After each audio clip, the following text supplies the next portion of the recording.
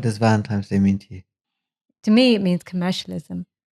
It's like that one day, buy stuff, Maya, just kind of put all your eggs into that one basket, and then you're either going to be really happy or you're going to be really miserable.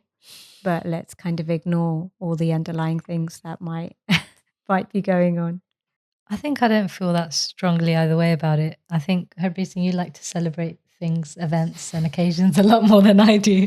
They can pass me by and I have no idea. And I think that's probably a conditioning thing, because within my family, I don't recall as a young kid my parents celebrating Valentine's Day or even anniversaries. It was quite it was quite simple, and there wasn't much. People, they were busy, like they didn't even I think have time to stop and think that it's this particular date. Whereas I think in Herbie Singh's family, those occasions were celebrated and they were kind of marked in a nice big way.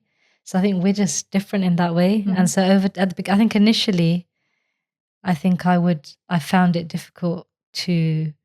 I think it just went against my conditioning. So whatever goes against your conditioning, it kind of feels unusual, unfamiliar.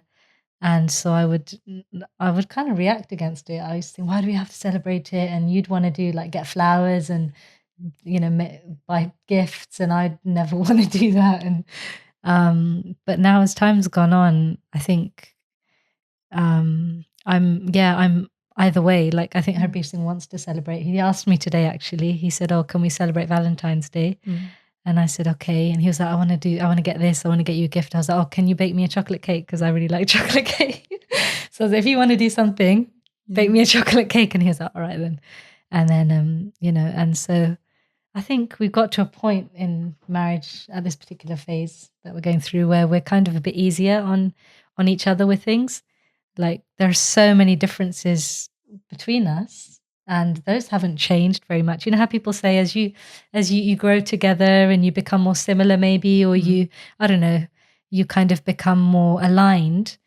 In some ways, I think we haven't all that much on a spiritual, I think, level. In a spiritual way, we probably have, but in all other worldly ways, we are very, very different.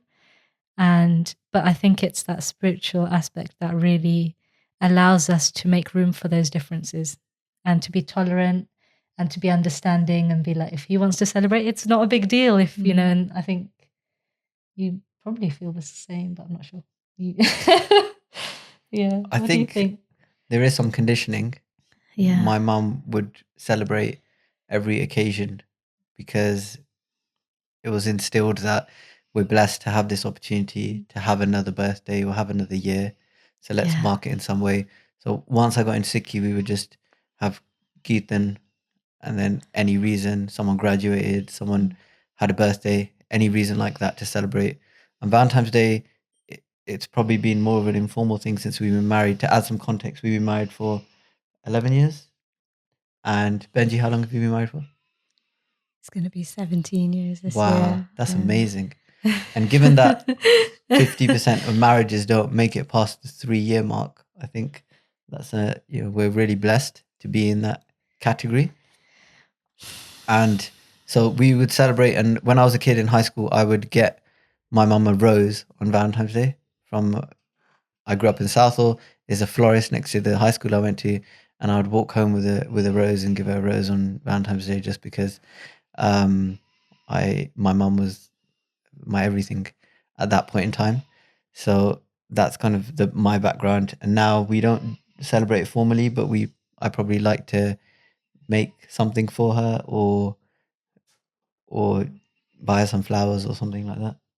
I think for a very long time, and I fall into this a lot, that I had very strong ideas of good and bad and right and wrong. So like based on whatever I did or whatever I was taught or whatever I had come to believe from wherever, whether it's family, whether it's peers at school, whether it was even from kind of a spiritual angle, pracharaks or particular schools of thought, psychological perspectives. And I'd accumulated all of these ideas about good and bad, what's right and wrong. What's gurmat? Yeah, exactly. That fell into that. That was a part of it. Before I'd actually developed at all spiritually, I had I had, in my eyes, I think I thought I had a lot of knowledge and about what was the right way to practice Sikhi and the right way to be married according to Gurmat, and the wrong way was this and the right way was this and that. It's kind of, and then inevitably when you're on your own, that's fine because you can practice the way you want and you can live in the way that you want. When you get married, you've got somebody else who's got their views of right and wrong. And if you're holding on too tightly to those, and it's funny because before marriage, I believed that it was a really good thing to have strong morals. So in my eyes, it was strong morals, strong values, strong rules about what was right and wrong. And I thought that was a part of being religious. And so when it came to getting married, I think one of the biggest sources of conflict was that I wasn't able to make room for his way of living, which was going to be different based on his conditioning and his own experiences. So there was me who, was very strict about certain things within Sikhi, and Harbir Singh felt very differently about those things. And it was really, I think, a shock to me, because you go into marriage thinking, here's your kind of soulmate and they're going to help you on your spiritual jivan and you're going to get closer to Sikhi. And then what does that actually mean though? And in my head, what that meant was that Harbir was going to agree with all of my morals and ways of living and practicing Sikhi. And we were just going to get better at doing that, doing my version of Sikhi.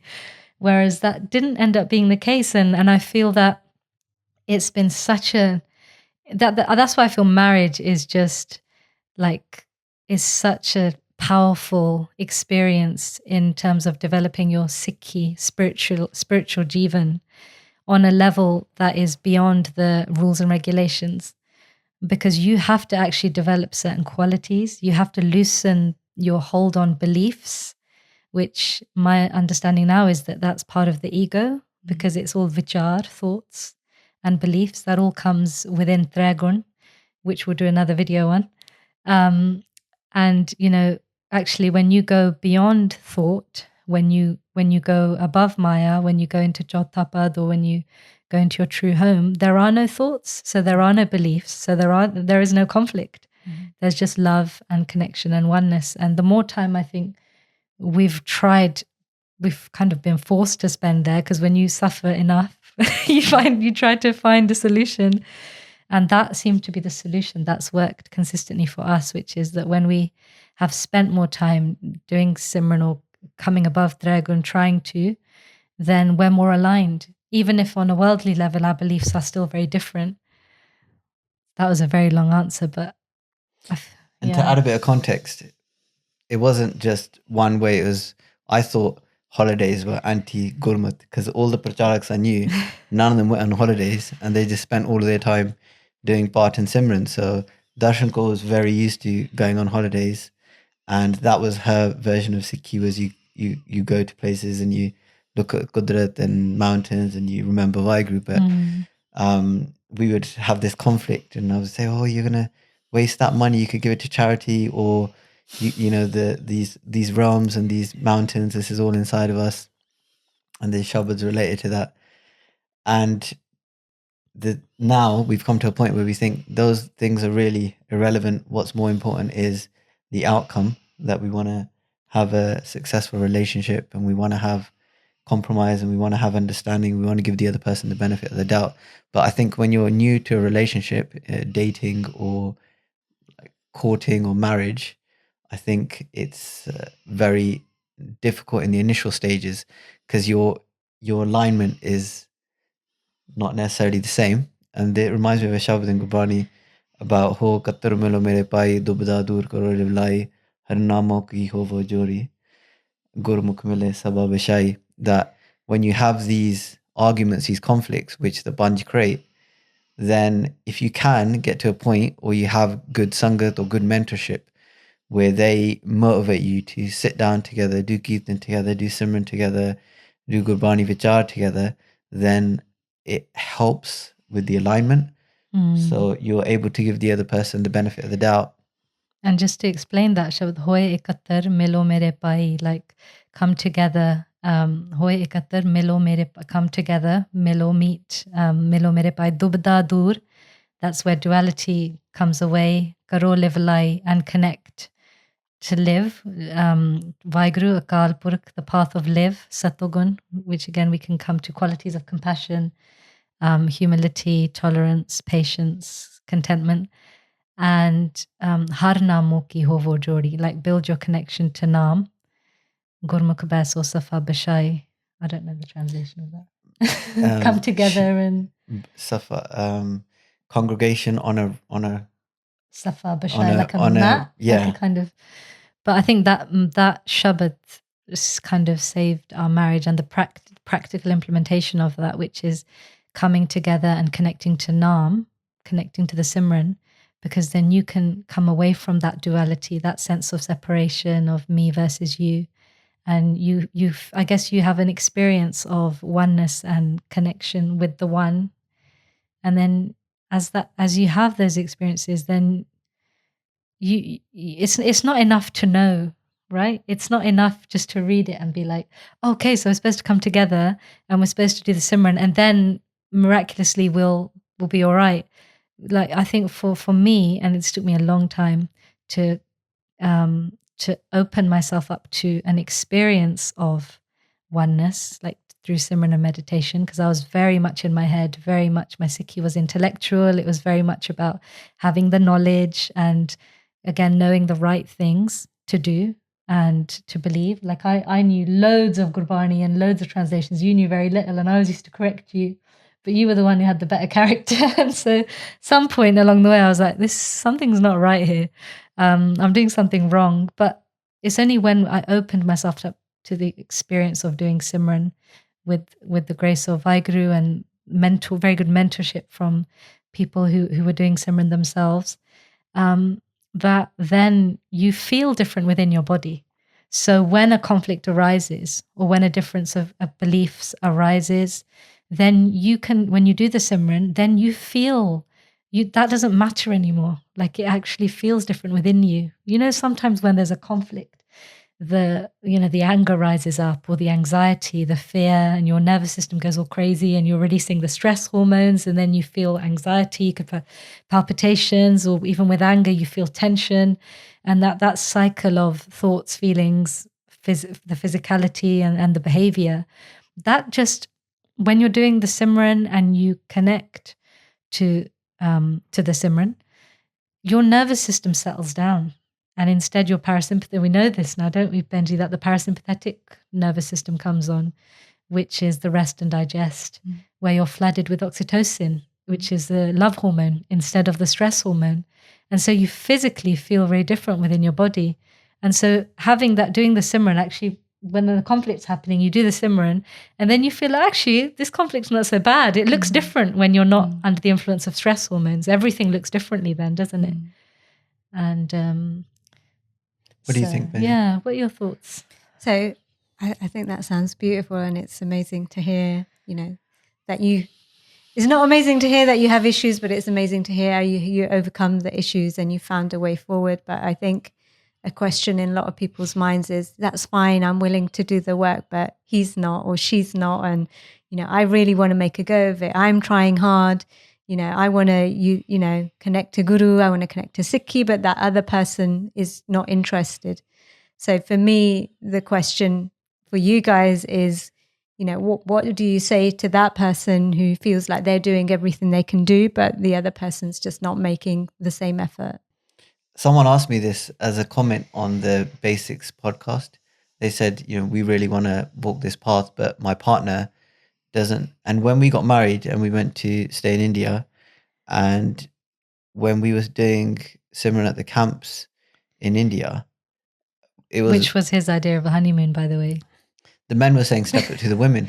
And in the room that I was staying in, there was probably 6 to 8 other men. And none of them, apart from one, had their wife there. There was one guy who had got into it from New York, and his wife was, he said, she was fashionable and she was really into a completely different way of life. And when he talks to her about his experiences and how he's getting so much bliss, then she'll say, well, this isn't who I married. You weren't like this. So why should I change? Which is a fair point. And me and Darshan Kaur, she's changed for the better and I've probably changed for the worse over the years. So there is that give and take in a relationship. But my point is that I don't know many people who are exactly the same in their marriage journey. It may be that at some point you have to carry the ship, steer the ship. And on other points, that may transition in the marriage. I have a close friend of mine, and we were all dating prior to getting married. And then three of us, we weren't dating each other, the three guys, but we were all dating, we were all in relationships. And then we all got into Sikhi. And two of us broke off those relationships because we wanted to walk a different way of life and the other person wasn't on the same page. And one of us chose to stay in that relationship, even though his wife wasn't into it. And now this is going 10, 15 years later. She's the one that is having Santya. She's the one that's doing the Simran. She's the one that's carrying that family. So I don't necessarily have the answer, but I feel that it's important to have that compassion that you always talk about, Benji, that actually this is a sanjog. If you're married, you've done lava in front of Guru Granth Sahib Ji Maharaj. That's a serious thing. It's a serious commitment. Marriage, and regardless of what your faith or belief is, it's a serious commitment. Nobody gets into marriage with the intention to break it off. So I think it's really important to invest in that. Just keep doing what you need to do. And then Guru Kripa, hopefully over time, things will change. I think for me, it was a bittersweet understanding that came eventually after lots of conflict and differences of opinion, which was that at the end of the day, your life and your jivan, and it's just you. So we've got all this conditioning about what marriage is meant to be. Like it's meant to be this thing where you finally find that other half and you come together and then you're complete and then you can finally start living your life. And that's so strong. It's so embedded within everything that we're exposed to growing up: Disney films, romantic comedies, books, Bollywood, everything. And we're even told these things by people around us that have had completely different experiences to that, but this rhetoric continues. And I think that when you actually do get married and it's tough, which as far as we're aware of, pretty much every single couple we know that's got married has struggled. And it's like, if you were to expect that already, it wouldn't be such a shock to the system.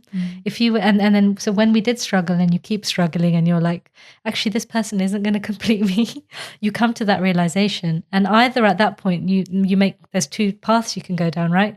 Either you just ditch that relationship and you think actually somebody else is going to be better able to complete me, so that's when you separate, and then you go for that other person, or you'll spend your life searching for that thing that will complete you. Or with Guru's grace, we had access to the wisdom of Sikhi spirituality, which is that nobody can complete you. And so when you start on that path of looking for self-completion, internal completion, then it lessens the pressure on the other person. Yeah. And then you don't have to wait for somebody else to do anything, because as far as you're concerned, you're on a path, a spiritual path, and that person is there to complement, but not in ways that you might necessarily think they're there to complement. Maybe they're there to teach you something. Maybe the conflict is meant to push you towards deepening your development. And the Shabad in Gurbani, Purab Janam ke mile sanjogi, that the sanjog that you have is from pichle janam, that relationship, that union is already preordained. But Ante kona sahai is the next line that follows it. At the end, nobody's going to be your support. So it's that recognition that, this sanjog is a beautiful thing, but ultimately you're going to leave alone, and you're going to, you're going to have to, whatever karam that you enact is going to lead to whatever outcome based on that. And it helps to take the pressure off a little bit of the other person. Like, you didn't do this, or, there was a time when anything that was going wrong for me, I could just say, oh, Harbi, it's your fault because you didn't. Again, Even the and it's the weather. socks again. And he still doesn't put the socks in the laundry basket. But like, that's okay on days when I'm centered, when I'm not expecting.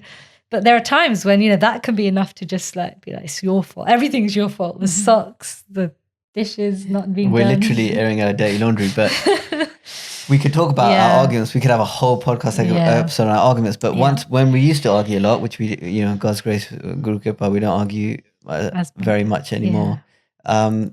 That's taken a long time to get to that point, and it's down to you. But down to me that it's taken a long to get. No, it's down to you that we don't argue anymore because you're so patient. But there were times when we would get to the end of an argument like 3 days later, and then we'd think, why were we annoyed again? What was the argument about? And it's crazy how the bunch can cause so much conflict where you think, oh, actually, I don't want to be in this marriage anymore. Or I hate this person, or it's all this person's fault, or I was better off by myself. When it's over, you don't even remember what it's over. Like nothing crazy has happened, but the bunch will still find some way to separate you. Some way to cause conflict. And when you're talking about the bunch, you meaning? Kaam, Krodh, Lobh, Moh, Hankar, which English translation is?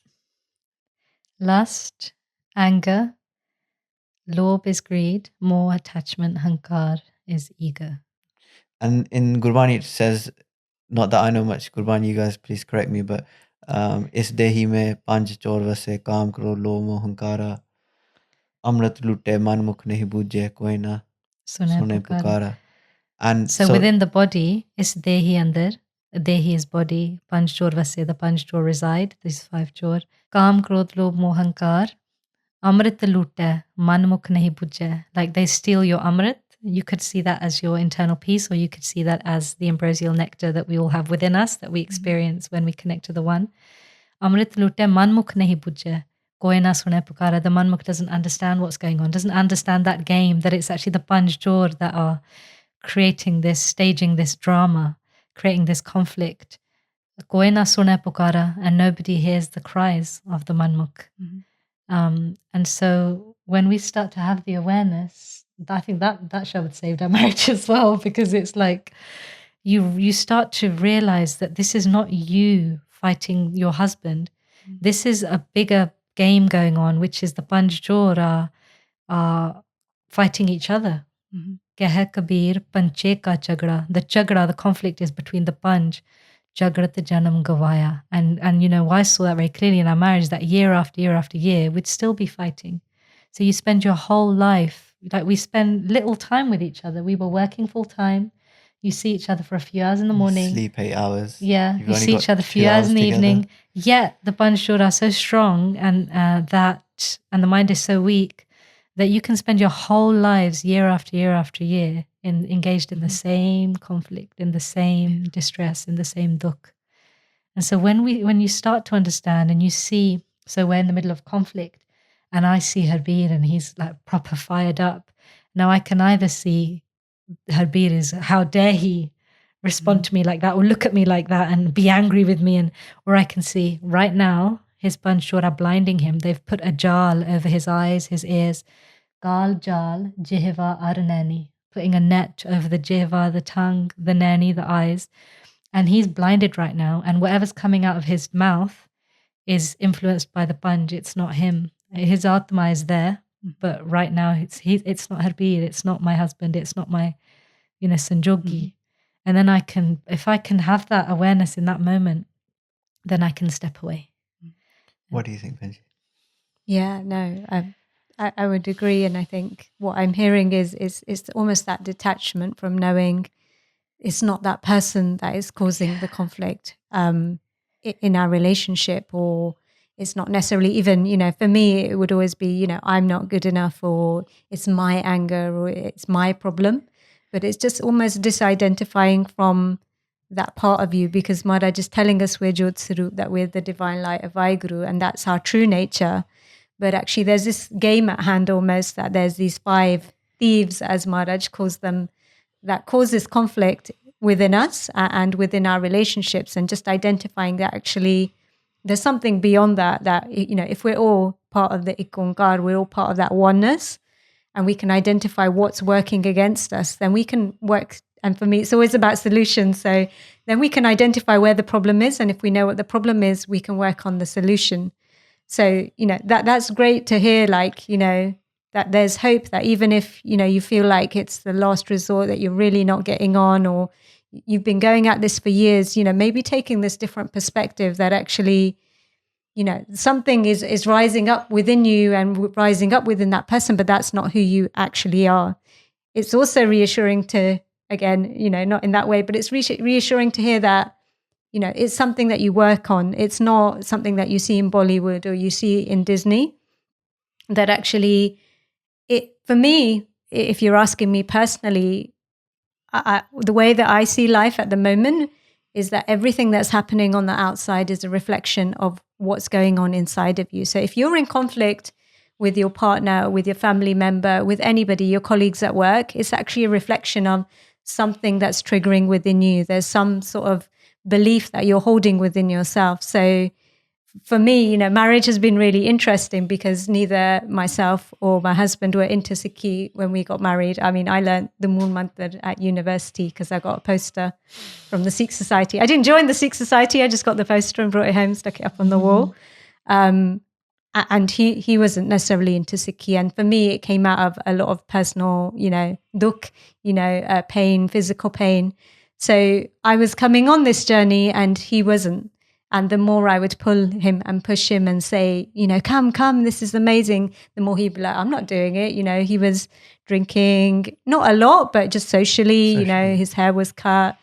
And there was a lot of judgment coming up from me about the process. And it's a bit, I always put it like, it's a bit like, when you go to a restaurant or you try a new type of food and you're like, try it, it's amazing. Or you go on holiday and you're like, try it, it's amazing. And you really want that person to taste it from a good place. But that person just doesn't like Chinese food. It's like you can't make them like it.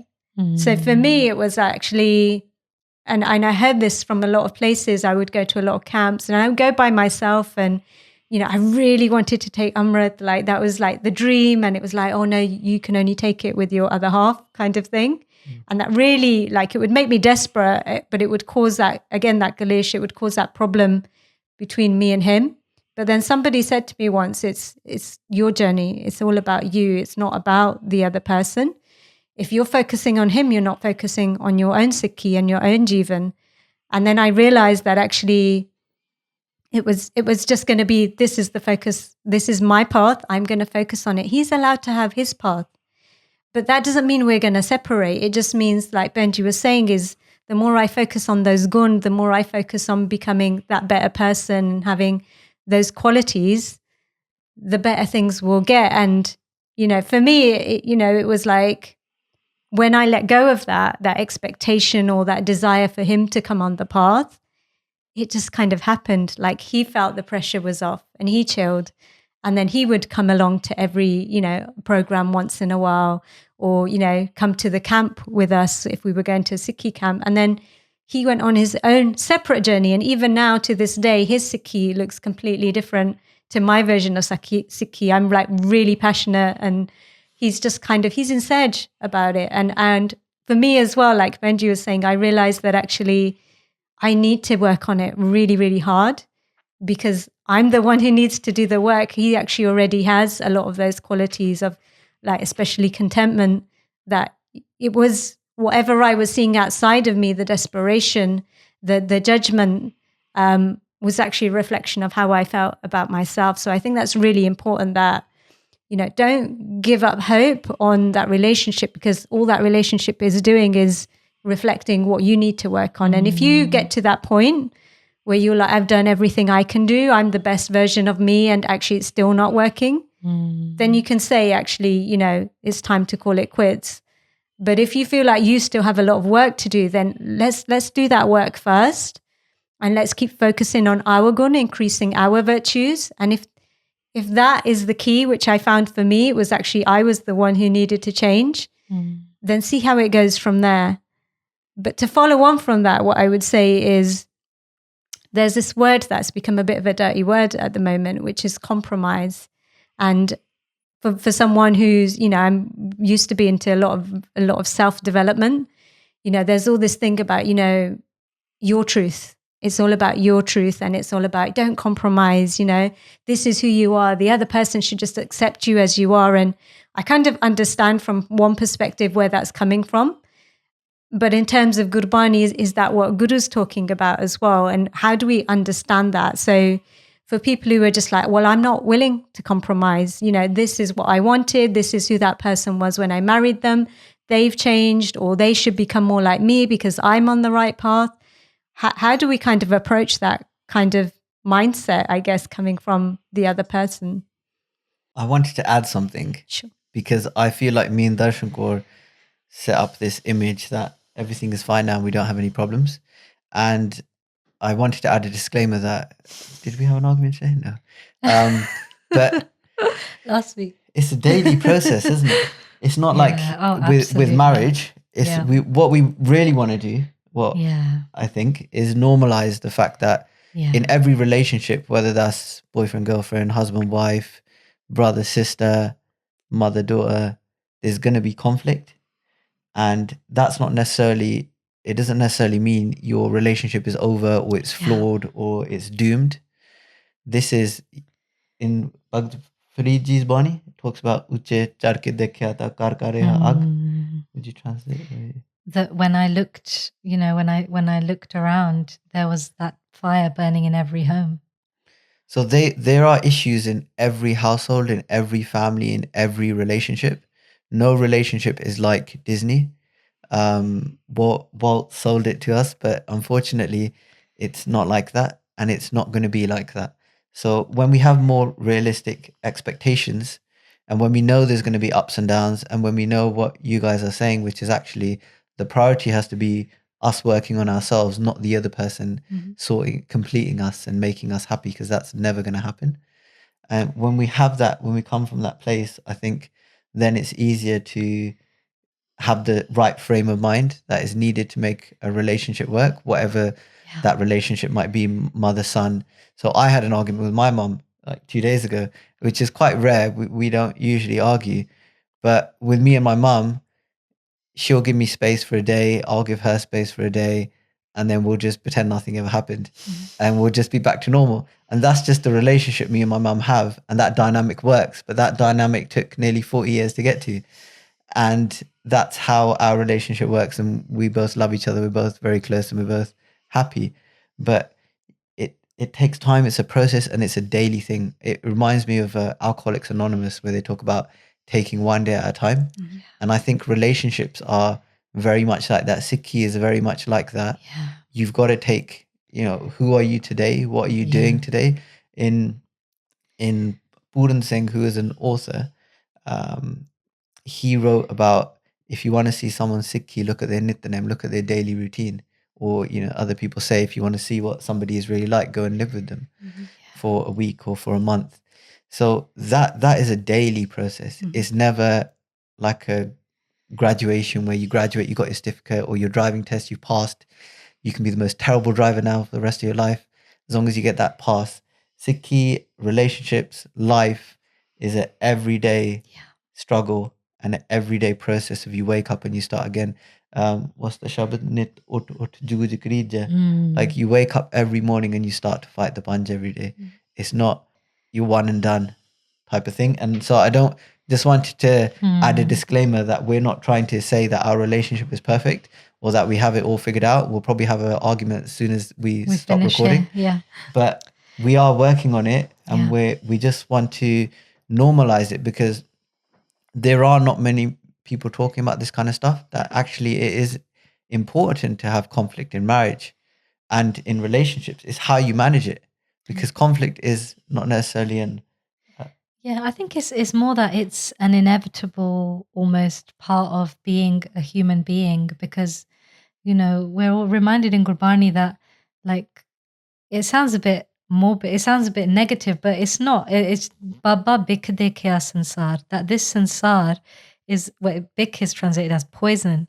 And so when you're in this desh, this in because this isn't our desh, we are man, we are Jot Sarup. We live here, but we live in this 3D reality. But dadda dera ehe nahi, Jeh dera te jaan, like this dera, this isn't our true home. And then it's Jeh dera te jaan. Find out, where your true home actually is. Because in this home, in Kaldadesh, there is conflict. There is dukh, there is sukh sometimes, then there's dukh, and there's sukh, and there's dukh. And that is just the way that the game plays out and is created. And whereas what Gurbani encourages us to do is to go to our true home where there is eternal sukh.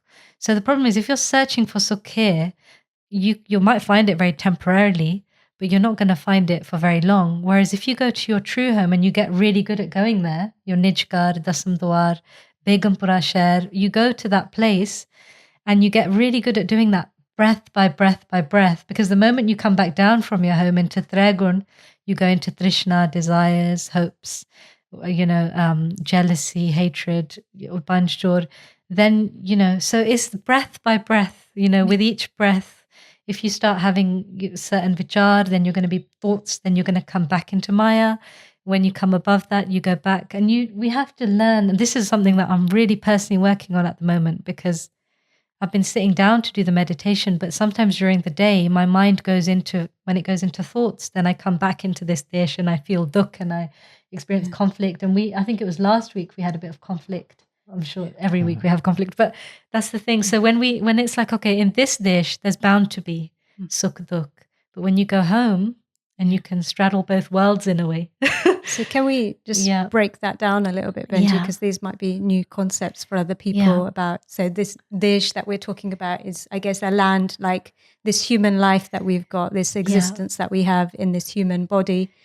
Is not, in a way, it's not real. It's not our true home. This is not where we're going to be forever. Like even our physical body is sarir, sab mool hai maya. That's the beginning of Maya. That's the end of our dish. When we come into this human body in the morning, because when we go to sleep, we go to our home, sun samad sache karbara. We come into this human body, that's when the game starts. And so what is this home that you're talking about? The true home? The true home. Yeah, the one I visit very infrequently, unfortunately. But Gurbani tells us that our true home, sun samad sache kar, that's our true home, sun samad. Right. So when we come above thought, sun, I guess, could be translated as void or space. Mm-hmm.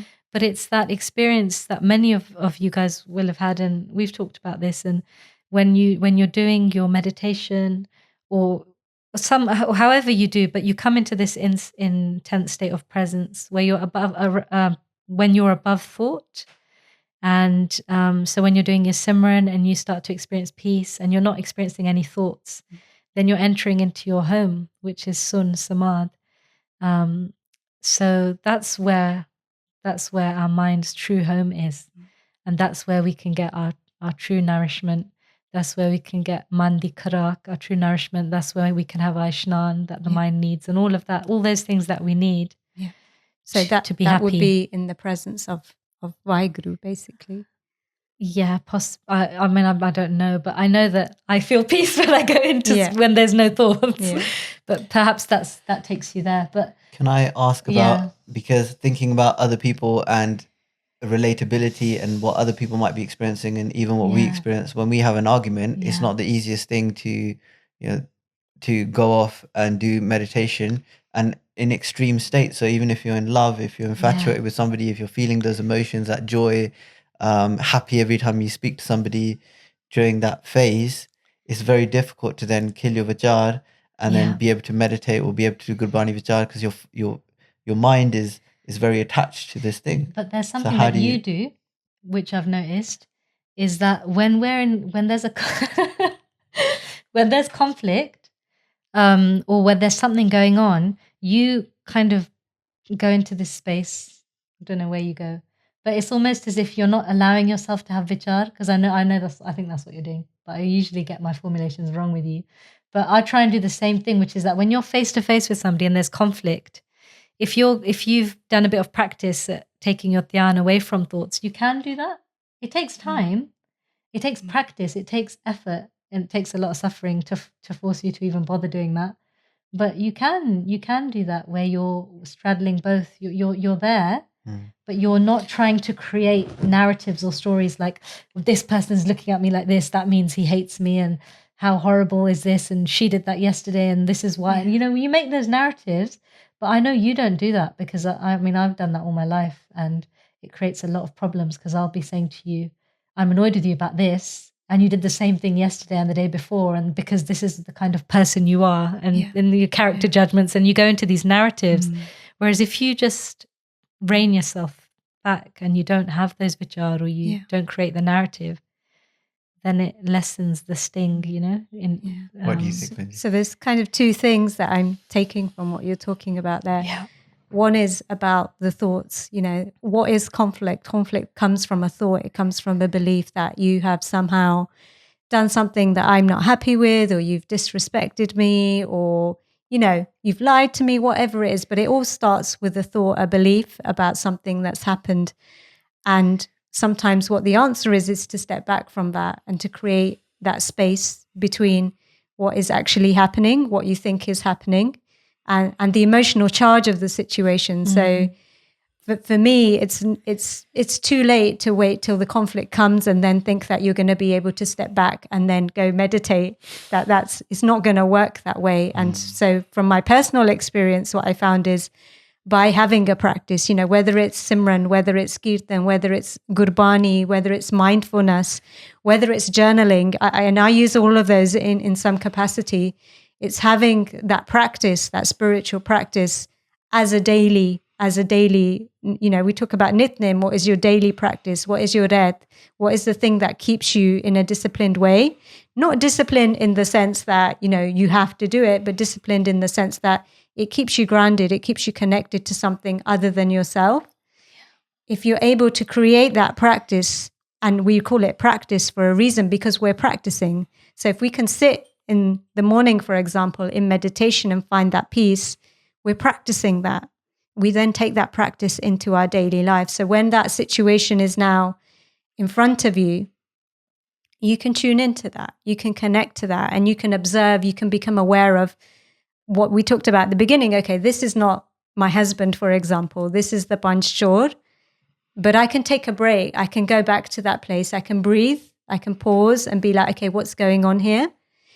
Like you said, it's not the easiest thing. You're not going to be able to do it on day one. There's a little example that I like to give with my daughter.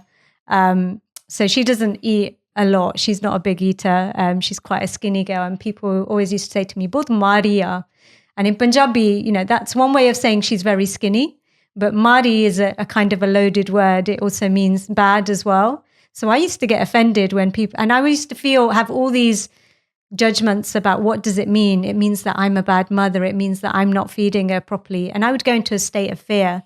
And essentially, you know, when there's any conflict, it's coming from a place of fear in our lives. So one day she's come home from school and she's not having her dinner. And I get into one of my tantrums and I'm like, why are you not eating? You never eat. You're so skinny. You're going to get ill. And all of a sudden I observed myself in that place. And I was like, oh, I'm shouting at her. And I'd heard something earlier in the day, and it was about where there's anger, on that same spectrum on the other end is compassion. So every time you feel angry, can you come into a place of compassion? And these are the thoughts in my head as I'm kind of verbally, basically, you know, shouting at her. And I thought, how do I bring in compassion? So I stopped talking straight away. And I thought, okay, bringing compassion. So I just said to her, but why are you not eating? And she was like, oh, Baba gave me a packet of crisps and a chocolate bar when he picked us up from school. And that was really powerful for me, because I think Viktor Frankl, you would have heard about, you know, Viktor Frankl, and he has this book about being in Auschwitz, being in Nazi concentration camps. And I don't remember the quote, but he's talking about basically before you respond, between the thought and the response, if there's a pause. And if you can find that pause, like that empowers you to make a choice in your life. So for me, it's that practice. How do I bring in that pause? I could feel the anger in my body when I was talking to my daughter. I could see the words coming. I could hear them coming out of my mouth. But just by taking that pause and connecting to compassion, I was able to ask a question. And that situation wasn't real. It wasn't that she's refusing to eat and I'm a bad mother. It was just, you know, Papa gave her the snacks. That's what grandparents do, right? And then that kind of resolved the situation, because then I asked her to, go off and play, and she came back and she ate, and it kind of changed her relationship with food a little bit as well. But to bring that into a relationship, into marriage, is the power of a pause. Like it's not just the pause, it's what comes before the pause. And that's a practice. So if we can invest, and it's not going to work 100% of the time, but sometimes for me, the awareness would come after I'd had an argument with somebody, and I could reflect on it then and be like, okay, I could have paused at that point. Then later on, it was like, okay, as I was talking in that particular instance, then the awareness came, and eventually, it can come before you even say it, as you feel those emotions rising up. And it's not fail safe, but it's a practice. So it's like building a muscle. The more I can connect, the more I can practice, the more I can pause in that reaction. What do you guys think? I find what you're saying really interesting, because reflecting on it, it feels like we have these two lives. We have this internal life of what's going on in our head and our interpretation of a situation or an interaction, and then what actually is visible. And those two generally may not be coherent. Our internal experience and what we present may be very different. And thinking about it from a male's perspective and a men's mental health perspective, when I did that talk on male suicide, I looked at statistics on why people say that what was the impetus behind it. And often it was conflict with somebody, like a friend, family member, or a spouse. So on the outside, there may be conflict, but it may not seem anything unusual. But on the inside, that person's really suffering. And I think there's two things that can come out of suffering. We can either, there's that shabad, which I never implement, but in Gurbani it talks about Diva Mera Ek Naam Dukh Vich Paya Tel, that there's a diva, which is a Lamp, like a lamp, Candle. candle, and then the fuel for that is pain.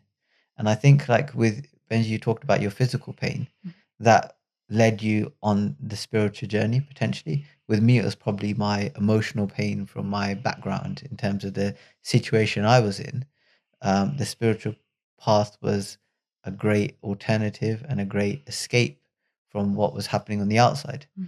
And Vadarsh Kaur, her circumstances were different. Family was different. She's come from a very big family as opposed to a small family. But going back to the mental health thing, I think it's really important to have an avenue to vent that suffering.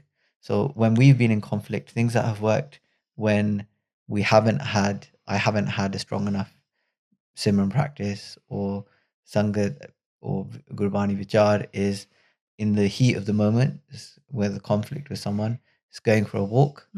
And I'd go for a walk for 10 minutes, and within walking to the end of the street, I'd feel like, was that really worth it? Was it really worth blowing up over the milk being run out or something? Just sometimes you get wound up over little things which are really, in the bigger picture, completely irrelevant. But when you're not in a good state of mind, it's easy to do. So I'm thinking of strategies that men can potentially implement, because I know we as a gender are prone to things like alcoholism, suicide, all of these types of things, because we perhaps don't have as many strategies, or we're not as good at dealing with the suffering that we're experiencing on the inside. So going for a walk was a good one. Talking to a friend was a good one. Just being able to have a heart to heart and do dukh sukh together. And training was a good one. It just completely switches you off, puts you in a different frame of mind, especially martial arts. If you're trying to choke somebody out, you stop thinking about anything else, and you can get your aggression out. Not just choke somebody out in the street. I mean, if you're doing Brazilian Jiu-Jitsu or something and you're fighting somebody, it puts you in that moment and in that space, and you forget about everything else. So that is a good one. Just things other than alcohol, which we know is a depressive and a sedative, and it's not a long-term solution. It's not even a short-term solution, and it will make us worse even in the short term. So if we're not at the stage where we're as good as you guys in terms of how we respond, then I think those are some short-term strategies that someone going for a walk, exercise, talking to a friend, also just taking yourself out of the scenario. So Mm-hmm. when I was younger, I would, if I felt a bit not right, I would go and drive up and stay with my friend in Coventry for the weekend. And just that change of scenery and being around different people, it would help me. It would help me vent and disconnect and feel rejuvenated, even though I may not have talked about the issue at all. Yeah, and I would resonate with that as well. So for me, you know, especially when you've got children, and especially young children, it's often hard to take that space away.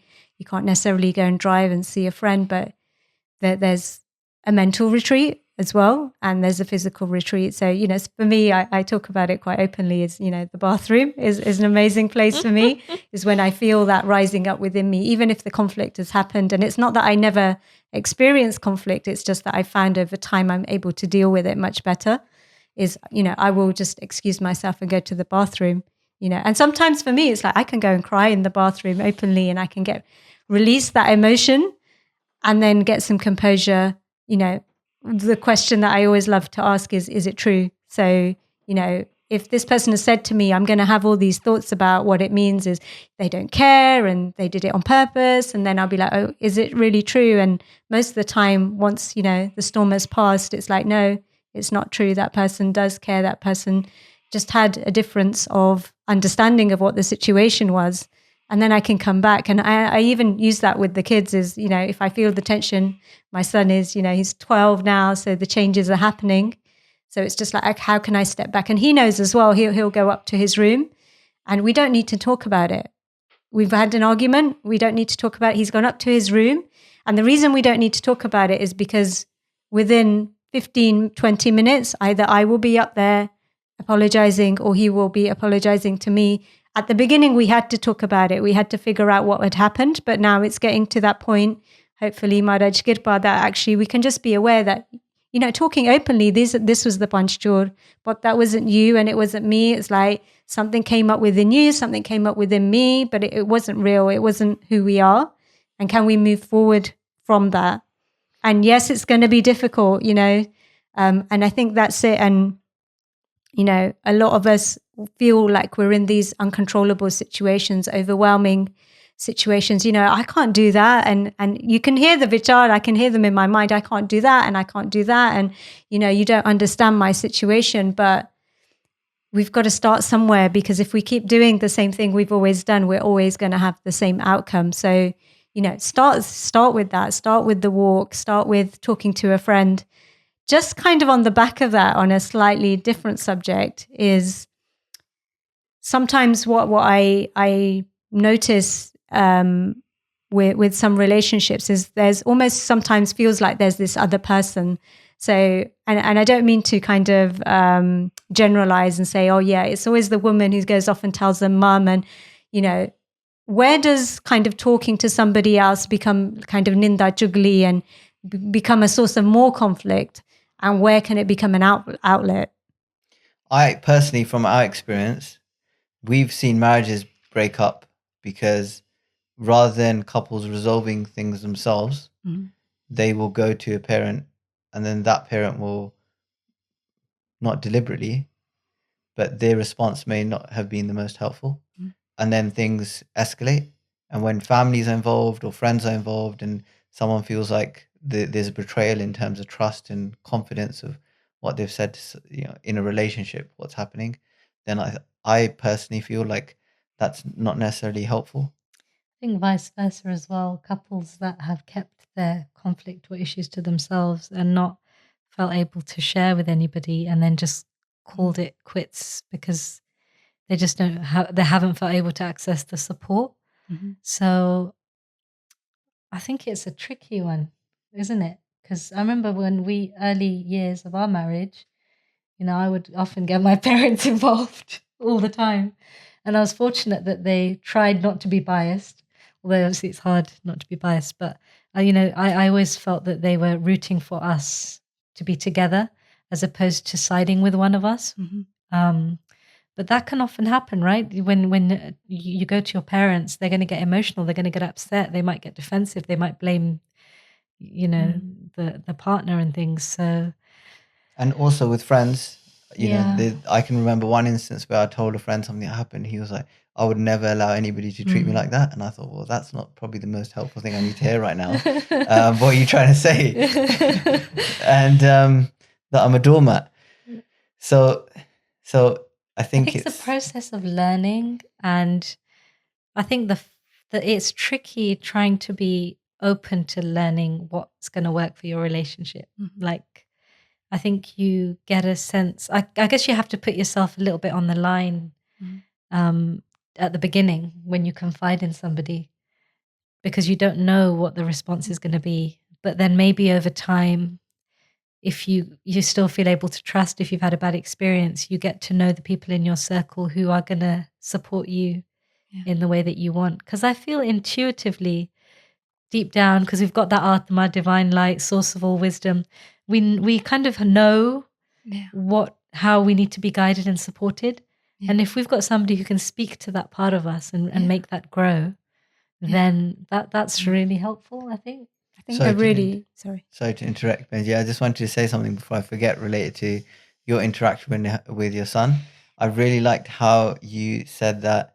You said to him, "This is the punch. It's not." And I think that's really important in any kind of relationship, regardless of whether that's husband and wife. Because I can, particularly in the early stages of our marriage, I remember saying to Darshko, "You're like this," or she would say, "You're like this because this reason, because you grew up like this," or something like that. She loves her formulations because she's a psychologist. That's it. But she doesn't do that anymore, and I've tried not to label her as much anymore, because we have enough negative self-talk as it is. We don't necessarily need the person we love or the person whose opinion we value to say, "You're like this," or "You're an angry person," or "You're just..." But at the same time, if somebody is saying that, you can see that that's coming from a place of pain and the bunge, really. Because as soon as you start using that strong language, the body language changes, the eyes change. You know that's not that divine. And absolutes, I think, are not very helpful. So which I do. Never. I'm thinking about myself. You always do this, right? She might have done it twice in 11 years. You always do this, and you've done this every single time we have an argument. You do this, and she's like, "Well, I think this is the first time." But and it's those absolutes. Just these are more pragmatic tips in a conflict, for conflict resolution. Is just be careful about. I'm talking to myself here. To be careful about absolutes. You're like this, and you're always like this, and labeling. And if you're able to regulate yourself in the way that you guys have been speaking about, you have that toolkit, then naturally you won't be saying those things, because we only say those things when we're dysregulated, when our nervous system goes into that fight flight. Then the person we see in front of us appears to be the enemy, because that's the way we are wired. That if our nervous system just detects there's a threat or somebody challenging, you automatically go into this fight flight place where you can't see what's real, and the person in front of you is your enemy, regardless of whether that's your partner or not. And so you become defensive, you have this armor up, you hate the person that you're and then you're like, oh my God, if I hate this person, was there something wrong with me? Is it because we're not working? Whereas in that state, you are not thinking straight. You are not making, informed judgments. You are not accessing your wisdom. So that's another thing, which is don't necessarily trust your thoughts when you're in that state. In fact, don't trust them. Get yourself back to a place of calm through taking a walk, through the journaling, whatever it is, the Simran, and then you'll see things very differently. So it's, I think, And Vaidhi, you talk about, and Benji, you talk about wearing rose-colored lenses. And I think when you're dukhi, I'm talking about personal experience. When I've woke up on the wrong side of the bed and I haven't done the things that I need to do, my Nityanam or enough Simran, or haven't done Sangat, or I've watched too much Netflix, or too much of the bad stuff and not enough of the good stuff, I'm wearing those rose-colored lenses. So dark-colored, isn't it? Dark-colored or whatever. Well, everyth's negative then, isn't it? Negative, sorry. So then everything becomes a problem, the way Darshan Kaur walks, or, the roti's too brown today, or, it's not like, I'm glad she made me roti today. It's like, oh, why is it burnt? Or, all of those types of things. So I think it's important when you're dukhi, then everything is bad. So it's important to be aware of that. That dukh has that effect to taint every experience in our life, and the opposite when we are in the right mindset. And this is what this series is about, the mindset series, to help us get to that right mindset and help us with awareness of having the right mindset. Then everything, our perception of everything changes, and with our perception of everything changes, our life changes. So there was a little exercise that we were doing at a little retreat that we went to recently, and it was like we were talking about relationships, but it was like what happens on a good day. So when you've had a good night's sleep, when you've done whatever your spiritual practice is, how do your relationships feel then? Are you better able to deal with the exact same? We were talking about children, you know, the kids are on holiday and they're winding you up first thing in the morning. How do you feel? And it's like, yeah, I can cope with it. You know, I don't react. But as the day went on, towards the evening, it was like all of a sudden that same thing that other person was doing is now really annoying you and you're getting angry. So what was important to recognize there was it was not the child or the other person that has changed. What changed was your internal state.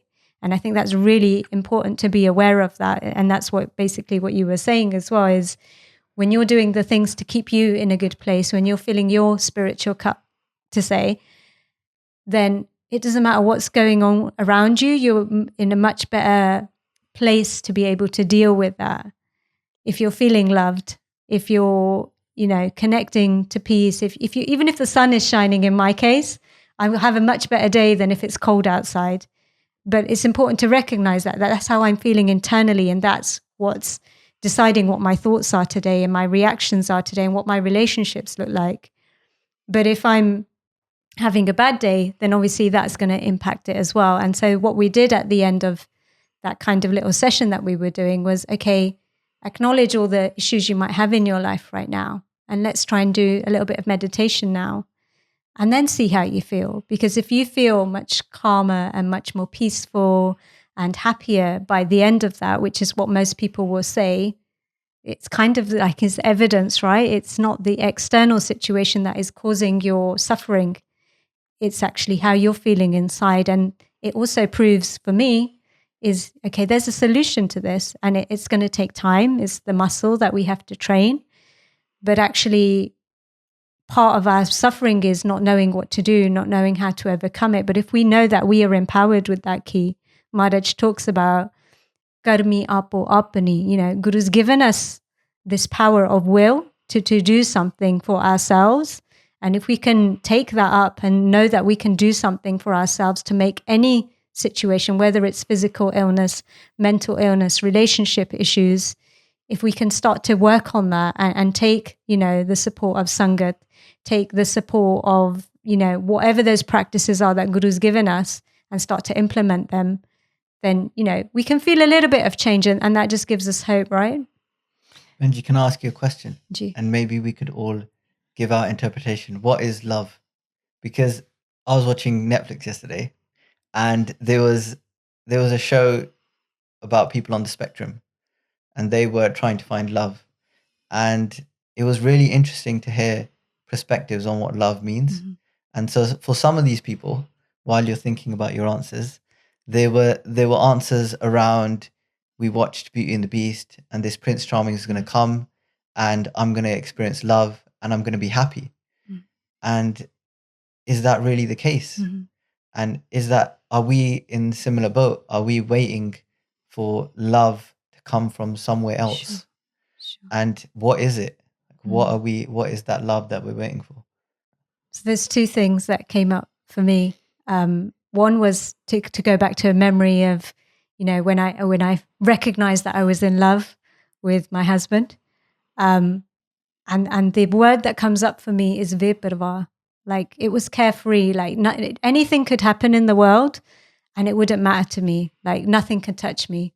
So it's that touch nothing feeling. And for me, you know, that's what Sikhi is about, is to connect to that place where, you know, nothing can touch you. So that's a good definition of love. I feel like that's a good expression of a feeling a feeling to describe something that's very difficult to describe. Yeah. Sorry, the second word was feeling whole. So you talked earlier about, we feel like the other person should complete us, but actually just by our very nature, we are already complete. We just forget that we're complete. So for me, that's what love is you feel whole. You don't feel like there's anything missing. But that's the feeling you can only get from the inside, from connecting to what your true nature is. You're not going to feel whole by someone giving you something. That's only going to be a temporary thing. But if you can find that within yourself, then that's what love is to me. What do you think of what is love? But also, I was listening to a Shabad yesterday, and it was Gobind Prem Bhagat Ka Pukha. And if you can talk about that, because what is love, but also what is the love that God wants from us? I think I was feeling that when love is for me. You can talk about me if you want. I don't mind. I was going to talk about our mother and father, our true mother and father, the divine, the source from where we came. You can talk about that as well. For a little bit. We're always looking to feel at home. For me, love is finally feeling at home, similar to feeling whole. Mm-hmm. Which is we're always looking for, when am I just going to feel, everything's just right. I feel at home. I feel settled. And I think that, when we get those glimpses of connecting to the divine, to Vaheguru, to our true mother and father, then you get a glimpse of that feeling and it feels amazing. And so for me, that's what love is. It's that feeling of going back to your true mum and dad, who are the only ones capable of giving that unconditional love. And what is it for both of you? What love? What is love to you? What is the love? No, please don't. What is the love that God wants? So for me, I have a different interpretation. So Gobind Pao Bhagat Ka Pukha. For me, my understanding is that it's not that Vaheguru is hungry for our love. It's that Vaheguru is hungry for us to feel that love that is already within us. That Vaheguru is that love, and Guru's hungry for us to feel that, because Guru is complete and we are complete, and all that's incomplete is our understanding of that truth of who we are, which is love, right? I agree with everything. Yeah, I think it's love is a very powerful thing that can only be experienced, probably, and it's not something that you give to another person or you receive, but it's something that you experience, maybe. Yeah, and then if you are the embodiment of love, or you've merged with love, Vaheguru, then you are just you're emanating love. And then everything around you is loved, feels loved as well. And yeah. What's your understanding, Rita? To be honest, I think it's a difficult question. That's why I asked you guys first. And I was in that show, the people who are on the spectrum who were finding it difficult to articulate what they were feeling commonly used the expression of feeling warm when you get a hug. And thinking about it now, that resonates with me a bit. It's that feeling when, you're upset and your mom gives you a hug, or when I'm hugging the dog, or holding Darshiko's hand, or, playing with the kids. There's this feeling that I get inside, whether that's neurochemical or what it is. It's difficult to put a finger on, but there's that. And I feel like it is possible to build, not from experience, but I feel like it is possible to build that relationship with God. And there was some katha I heard a long time ago, and he talked about Gurbani being a reverse love letter. So usually you feel love towards somebody and you write them a letter. And he was saying Gurbani is the opposite. You read Gurbani and it produces love inside you that Guru Sahib's Bhagta felt at that period of time. So when you read it and you do vichar of it and your mind is present in it, I think it can, it can tear you up. It can make you feel those emotions. It can overwhelm you. It can make you feel that warmth inside. Yeah. And it's beyond ego. So if we're talking about Joto Prem Kilan Ka Chao, Sirta Talit Gali Miriao, like you chop off your head, right? If you want to walk this path of love. So when I'm talking about, in a state of worldly love is like, there's no egos involved. Like there's no you and me. There's no separation. You and that other person just become one entity. And for me, Guru talks about it over and over again, that this is the path of love. This is the path of love. Guru's also saying that you need to give yourself up in order to find that. So, there's something in that. There's something in what prevents love. How do we know what love is? We have to understand what love is not. And for me, love is not fear. Love is not ego. Love is not hate. So the further away I get from those things, the closer I get to whatever that experience of love is. And I guess going back to what you guys were saying about Dragon and Tamogun, and if you're in Kam, Krodh, Lobh, Ahankar, Chugli, Ninda, Irkha, Slander, Dubda, jealousy. Dvait, then it's very difficult to have those Satoguni characteristics and to walk path of live that path that you guys were talking about. But it would be really interesting to hear what other people's opinions are on love. So if you can leave it in the comment box, it will be very much appreciated, because we've got very, very narrow life experiences. So there's going to be a wealth of information that we can get from the Sangat in terms of their love worldly, but also their love for Maharaj. The course that you guys offer around mindset and self-development and this journey, and explaining the journey that Sikhi illuminates in easy terms, do you discuss what love is and the importance of feeling love personally and how to do that, and what Gurbani says about that? Yeah, so we reflect on the fact that we're all searching for love, don't we? And how we're all searching for wholeness, really, and where we try to look for it, and where we've traditionally, historically tried to look for it, and where we might be able to find it when we go within and explore that internal path of self-development and spirituality.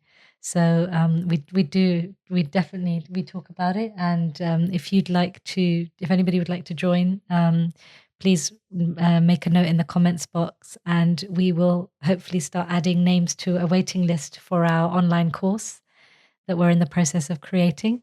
You have a lot of demand at the moment, don't you, on the course you're currently running? So we do. there is a waiting list. Yeah. How many people do you have on the current course? We had 50 applicants, didn't we? And we have so far about 30 have registered. So we're very excited. Actually, it's going to be inspirational for all of us attendees and ourselves as well. Okay, so if you'd like to sign up for the course, the link will be in the description. And we'd love for you to join us on a journey of self-development and transformation. In closing, if there's anything that any of us have said to offend anyone, then please forgive us. That was definitely not the intention. We really appreciate your feedback. Do leave us a comment in the comment box below. Make sure you subscribe to stay up to date with this content, and make sure you hit that notification bell. Waheguru Ji Ka Khalsa, Waheguru Ji Ki Fateh.